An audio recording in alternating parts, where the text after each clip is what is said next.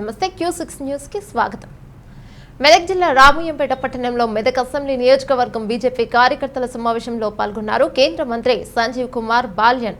ఈ సందర్భంగా కేంద్ర మంత్రి మాట్లాడుతూ తెలంగాణ రాష్ట్రంలో అవినీతి కేసీఆర్ కుటుంబ పాలన కొనసాగుతుంది అని విమర్శించారు. తెలంగాణ రాష్ట్రంలో బీజేపీ అధికారంలోకి వస్తే నీతివంతమైన పాలన అందిస్తామని అన్నారు. ఈ కార్యక్రమంలో బీజేపీ రాష్ట్ర నాయకుడు తాళపల్లి రాజశేఖర్, నందు జనార్దన్ రెడ్డి, జిల్లా అధ్యక్షుడు గడ్డెం శ్రీనివాస్, జిల్లా మహిళా కార్యదర్శి అశ్విని శ్రీనివాస్, రామయ్యంపేట మండల అధ్యక్షుడు శివరాం, పట్టణ అధ్యక్షుడు శంకర్ గౌడ్, నిజాంపేట మండల అధ్యక్షుడు చంద్రశేఖర్, పార్టీ కార్యకర్తలు తదితరులు పాల్గొన్నారు.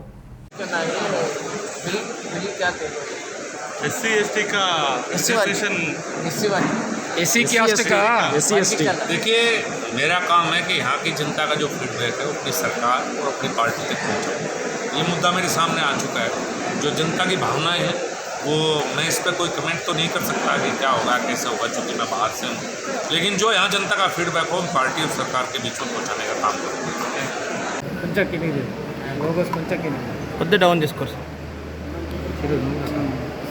को हैदराबाद में राष्ट्रीय कार्यकारिणी की बैठक है भारतीय जनता पार्टी की, और करीब 4 दिन के लिए, उससे पहले भी 2 दिन, सभी 119 विधानसभा जो तेलंगाना में है उनमें भारतीय जनता पार्टी का कोई न कोई कार्यकर्ता, पदाधिकारी, मंत्री मौजूद है जनता से संवाद के लिए, और संवाद के साथ साथ ये कहने के लिए कि तेलंगाना राज्य जिन उम्मीदों के ऊपर बना था, जो संघर्ष यहाँ की जनता ने किया था, वो शायद ऐसी सरकार नहीं देखना चाहती थी जैसी सरकार अब एक भ्रष्ट और परिवारवाद से लिप्त सरकार, चारों तरफ भ्रष्टाचार। अगर तेलंगाना की बात करें, जो आज जनता की तरफ से फीडबैक आता है कि भ्रष्टाचार का बोलबाला है, एक परिवार का राज चल रहा है। शायद तेलंगाना का गठन इसलिए नहीं होगा कि एक परिवार इस पर राज कर सके। यहाँ एक ईमानदार, साफ सुथरी सरकार की आवश्यकता है, और भारतीय जनता पार्टी इसी स्थिति में तेलंगाना में है कि आने वाले समय में 2000 जो चुनाव होगा 2023 का, उसमें भारतीय जनता पार्टी का प्रयास रहेगा एक साफ सुथरी, ईमानदार, परिवार रहित सरकार तेलंगाना में दे, जो जनता के हितों को, जनता की आकांक्षाओं को पूरा करने का तेलंगाना के विकास में केंद्र सरकार के साथ मिलकर कदम से कदम मिलाते हुए तेलंगाना के विकास के नए आयाम लिखे, ऐसी सरकार की आवश्यकता तेलंगाना की जनता को, और इस भ्रष्ट सरकार से पीछा छुड़ाना शायद यहाँ की जनता को चाहती है। अब कॉरपोरेट शायद इतना बड़ा पद नहीं होता जिसके बारे में और आप डिस्कस करें, और आप देखना आने वाले समय में हम कहाँ से शुरुआत की थी, लेकिन आज मुझे लगता है कि जनता यह तो मान चुकी है तेलंगाना की कि अगर इस भ्रष्ट सरकार को कोई चुनौती दे सकता है तो भारतीय जनता पार्टी देगी, और हम सब लोग यहाँ मौजूद हैं। आप 4 कॉरपोरेटर की बात करते हैं, आप देखिए भारतीय जनता पार्टी के कितने विधायक होंगे, अगली सरकार हम बनाएंगे। अग्निपथ के बारे में आप क्या बोल सकते हैं? को बजट नहीं दे रहा। देखिए, मैं जिस विभाग से आता हूँ, मेरा एनिमल हस्बेंड्री, डेयरी और फिशरी है। जब तेलंगाना सरकार से प्रपोजल नहीं जाएंगे, या तेलंगाना सरकार केंद्र के जो प्रोजेक्ट्स हैं या केंद्र के जो काम हैं उनको अपना नाम दे के चलाएगी, ये काम करने का काम यहाँ की सरकार करेगी। और कभी मोदी जी के नेतृत्व में कभी किसी प्रदेश के साथ भेदभाव नहीं हुआ, और तेलंगाना तो प्रिय है सबका, ऐसी बात नहीं है। हाँ, अपनी नाकामी छुपाने के लिए यहाँ के मुख्यमंत्री केंद्र सरकार के ऊपर ब्लेम डालते हैं, वो जवाब दें यहाँ के भ्रष्टाचार के ऊपर, यहाँ के कमीशन खोरी के ऊपर, यहाँ के परिवारवाद के ऊपर। उनकी सरकार चलाता कौन है, आपको भी पता है, मुझे भी पता है। धन्यवाद।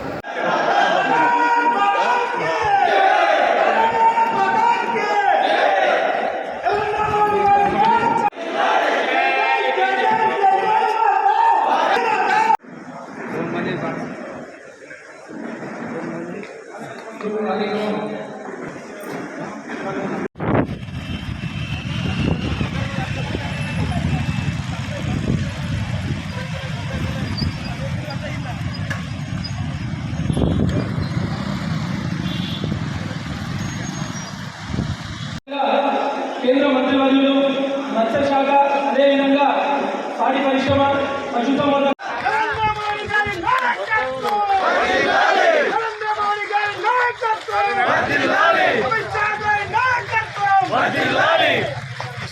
కుమార్ బాలన్ గారి నాయకత్వం వర్ధిల్లాలి, కుమార్ బాలన్ గారి నాయకత్వం వర్ధిల్లాలి। భారత్ మాతా కీ జై, భారత్ మాతా కీ జై।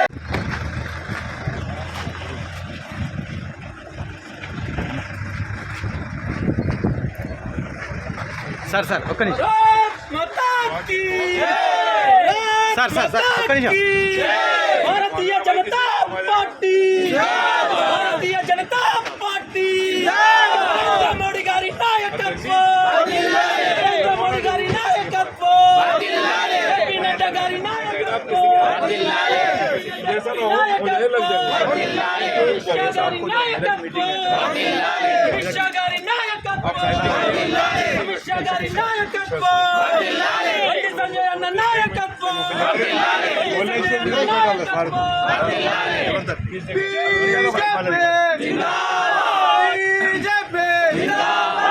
మండల అధ్యక్షులు చంద్రశేఖర్ గారు, భారతీయ జనతా పార్టీ హైకోర్టు న్యాయవాది గౌరవనీయులు శ్రీ తాళ్లపల్లి రాజశేఖర్ గారు స్టేజ్ మీదకి రావాలి. సీనియర్ నాయకురాలు కర్ణం పరిణీత మేడం గారు రావాలి. సీనియర్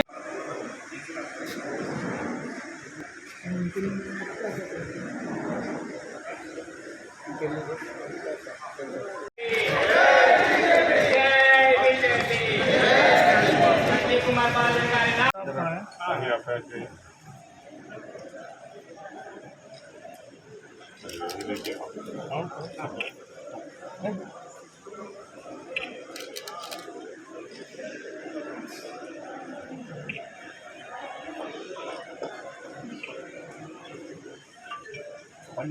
ఇట్లా అదిగో ఫోటో తీసే వాళ్ళు అక్కడ వెళ్ళండి.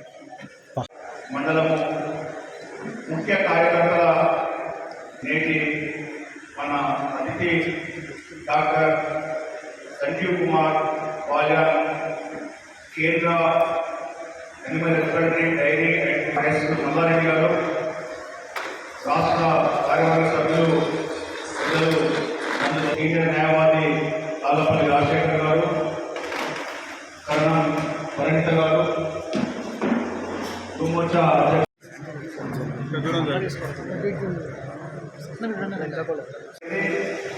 ఈ సభకి తెలంగాణ రాష్ట్రం మొత్తం మీద కూడా అన్ని మండలాలు, అన్ని గ్రామాలు, అన్ని పోలింగ్ బూత్ నుంచి కూడా మన కార్యకర్తలను భారీగా తరలించే ప్రయత్నం గత 3-4 రోజుల నుంచి కూడా మనం చేస్తూ ఉన్నాం. మరి అందులో భాగంగా మన ప్రయత్నాలు ఏ విధంగా జరుగుతున్నాయి, ఏ విధంగా జరిగాయి, ఇంకా 3వ తారీఖు వరకు మనం ఇంకా ఏం చేయాలి, ఈ మొబిలైజేషన్ ఏ విధంగా చేయాలి, మనం ప్రతి ఇంటికి వెళ్ళి ఏ విధంగా ఆహ్వానించాలి. నరేంద్ర మోడీ గారు ఏదైతే మరి వాళ్ళు ప్రధానమంత్రి అయిన తర్వాత 8 సంవత్సరాల్లో ప్రపంచంలోనే ఒక గొప్ప నాయకుడిగా ఎదగడం, 8 సంవత్సరాల కాలంలో ఎన్నో సంక్షేమ పథకాలు, ఎన్నో చట్టాలను సవరణ చేయడం, అదేవిధంగా పేద బలహీన వర్గాల గురించి అనేకమైనటువంటి సంక్షేమ పథకాలు, జీరో అకౌంట్ అయితేనేమి, ఉజ్వల మీద గ్యాస్ అయితేనేమి, మరుగుదొడ్డు అయితేనేమి, ఎల్ఈడి బల్బు అయితేనేమి, ప్రధానమంత్రి జీవన్ జ్యోతి, ప్రధానమంత్రి సురక్ష బీమా, వైకుంఠ ధామం వరకు కూడా ఎంతో అభివృద్ధి జరుగుతుంది. అదేవిధంగా దేశంలో రైల్వే మార్గాలు, హైవే మార్గాలు, ట్రాన్స్పోర్ట్ వ్యవస్థను కూడా శరవేగంతో ముందుకు దూసుకెళ్తూ మరి ప్రపంచంలోనే ఒక అగ్రగామిగా ఉంచే ప్రయత్నం చేస్తూ ఉన్నారు. 2 సంవత్సరాల క్రితం నుండి కరోనా మహమ్మారి ప్రపంచం అంతటా కూడా విజృంభిస్తున్నటువంటి తరుణంలో అందరికీ నా యొక్క నమస్కారాలు తెలియజేస్తున్నాను. ఈరోజు ఈ సమావేశం యొక్క ముఖ్య ఉద్దేశం ఎల్లుండి 3వ తేదీన పెరడ్ గ్రౌండ్లో జరిగేటటువంటి నరేంద్ర మోడీ గారి యొక్క భారీ బహిరంగ సమావేశమే ఈ సమావేశం. నరేంద్ర మోడీ గారు 2 రోజుల పాటు మన తెలంగాణ రాష్ట్రంలో హైదరాబాద్లో జాతీయ కార్యవర్గ సమావేశాల నిమిత్తమై ఇక్కడే ఉంటున్నారు. జాతీయ కార్యవర్గ సమావేశాలకు మన దేశం నుంచి సుమారు 400 మంది జాతీయ నాయకులు మన రాష్ట్రానికి వస్తున్నారు. ఆ సందర్భంలో 3వ తారీఖు సమావేశాలు, జాతీయ కార్యవర్గ సమావేశాలు ముగించుకున్న తర్వాత సికింద్రాబాద్లోని పెరేడ్ గ్రౌండ్లో భారీ బహిరంగ సభ. ఫోటోగ్రాఫర్ ఇట్రా, ఫోటోగ్రాఫర్ ఇట్రా, మొత్తం నువ్వు ఒక్కని చేయక ఇంకొకరికి రావద్దా? కొంచెం బ్యాక్. భారత్ మాతా కీ भारतीय जनता पार्टी नरेंद्र मोदी గారి నాయకత్వం, నరేంద్ర మోడీ గారి నాయకత్వం, బండి సంజయ్ గారి నాయకత్వం, Bharatiya Janata party, Bharatiya Janata party. Rural Chandrasekhar पहले एक ही मंडल थे, नहीं ये ना एक ही और सुधाकर रेड्डी जिला के महामंत्री ये मंडल के हैं और बाद उप सरपंच है. चलिए sir, Rajashekhar high court, welcome to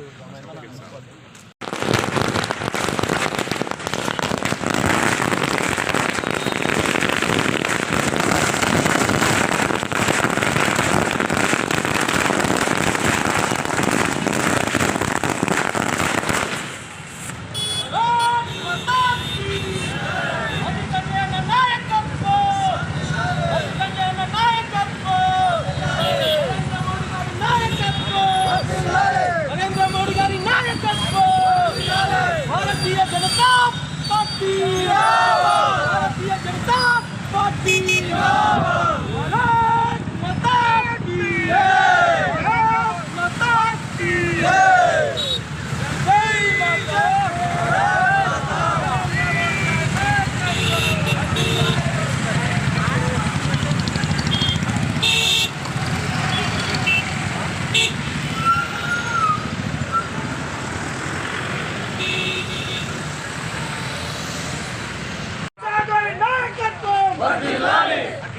Sanjay Kumar balun గారి నాయకత్వం, కుమార్ బాలన్ గారి నాయకత్వం, భారత్ మాతా కీ జై, భారత్ మాతా కీ జై, బీజేపీ. భారతీయ జనతా పార్టీ, నరేంద్ర మోడీ గారి నాయకత్వం, నరేంద్ర మోడీ గారి నాయకత్వం, బండి సంజయ్ నగర్ నాయకత్వం, బండి సంజయ్ నగర్ నాయకత్వం, నరేంద్ర మోడీ గారి నాయకత్వం.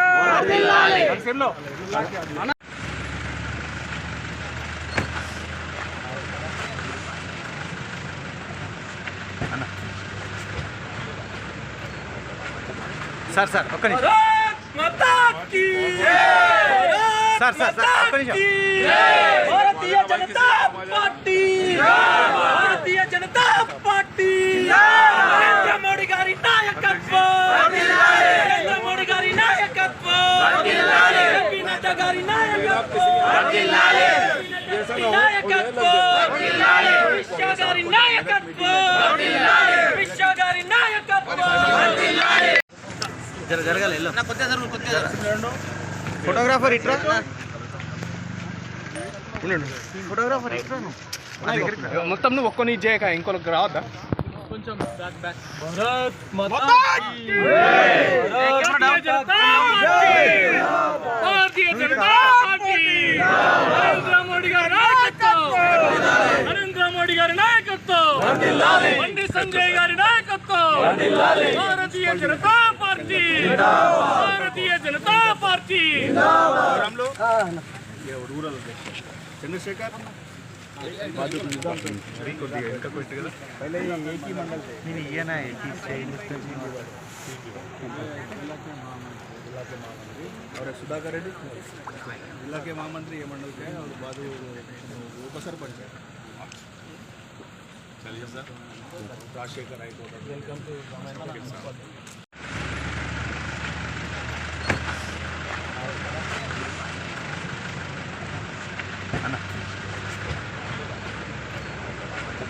సార్ సార్ ఒక్క నిమిషం. भारत माता की, సార్ సార్ సార్ ఒక్క నిమిషం. भारतीय जनता पार्टी, भारतीय जनता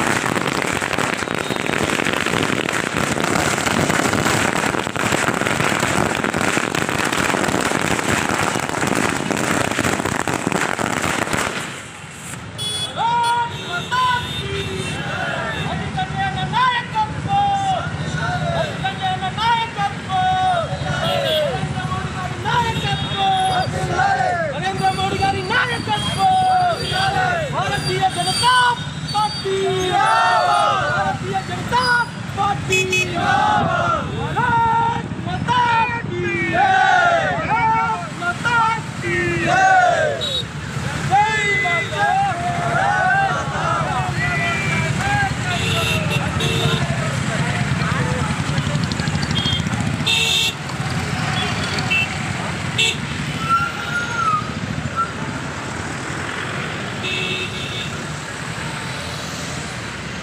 भारतीय जनता पार्टी नरेंद्र मोदी गारी नायकत्व नरेंद्र मोदी गारी नायकत्व బండి సంజయ్ నగర్ నాయకత్వ బండి సంజయ్ నగర్ నాయకత్వ నరేంద్ర మోడీ గారి నాయకత్వ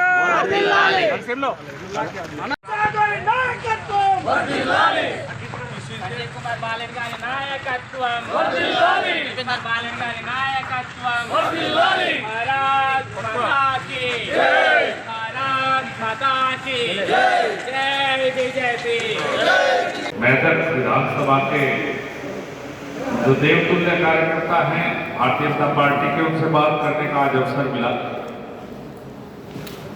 मैं पश्चिम उत्तर प्रदेश के मुजफ्फरनगर क्षेत्र से सांसद हूँ। दिल्ली के निकट है, आप लोगों ने कहीं पर मुजफ्फरनगर नाम ऐसा है कि जरूर सुना होगा।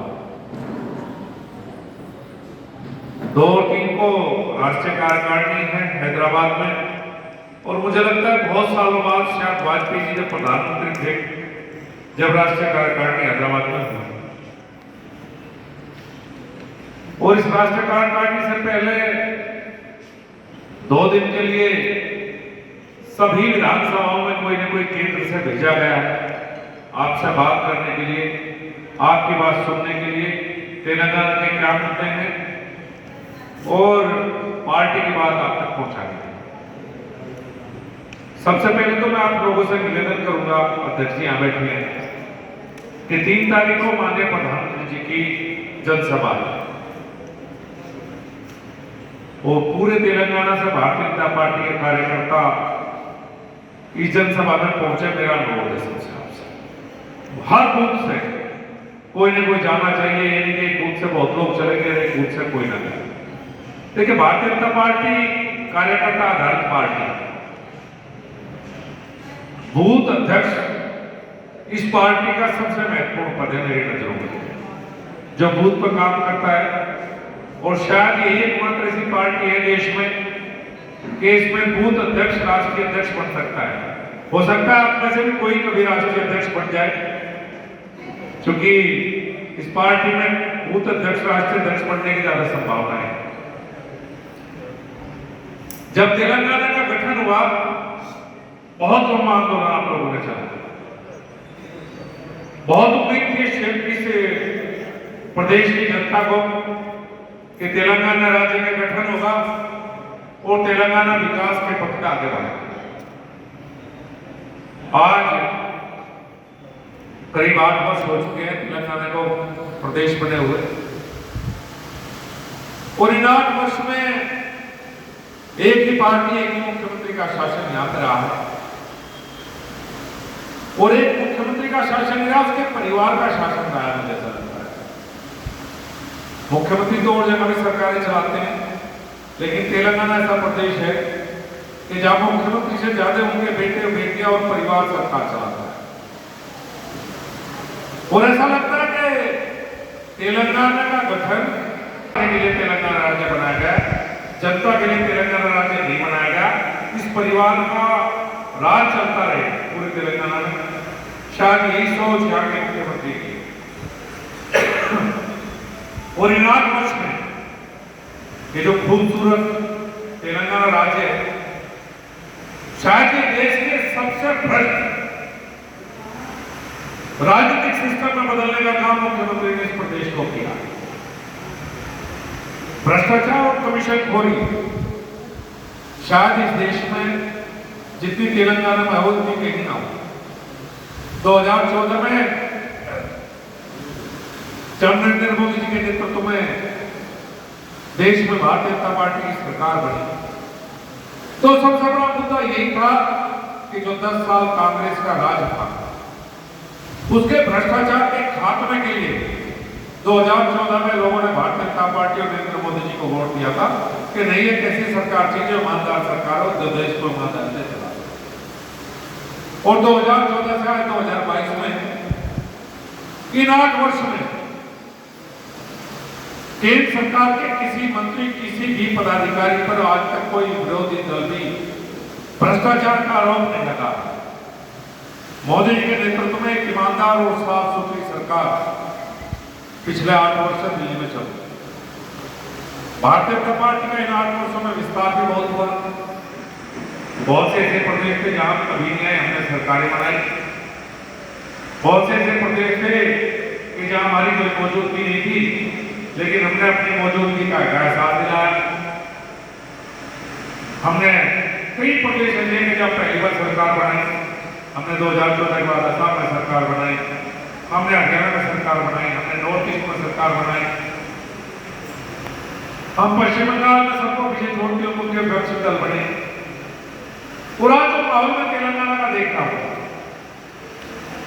मुझे ऐसा लगता है कि अगले साल जो विधानसभा चुनाव होंगे मुख्य विपक्षी दल तो हम बन ही चुके हैं।